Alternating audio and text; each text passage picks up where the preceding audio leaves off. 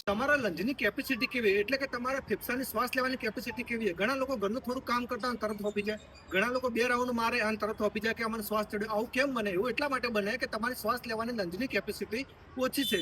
તો આજે આપણે એક પ્રયોગ કરશું, એના અંદર 1 થી 100 સુધી જઈશું. જેને 70% ઉપર આવે એનું બ્રીથિંગ શ્વાસ લેવાની કેપેસિટી સારી કહેવાય, અને જેને 100 આવે એને એકદમ સારી કહેવાય.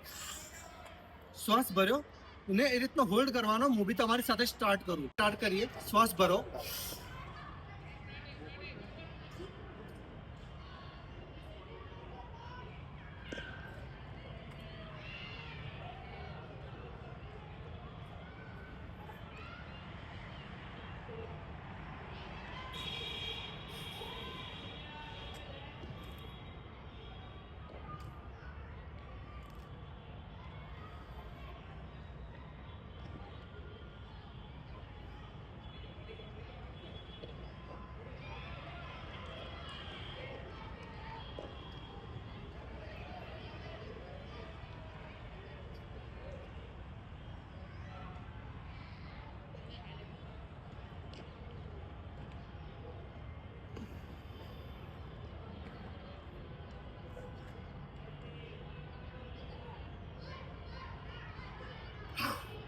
100%.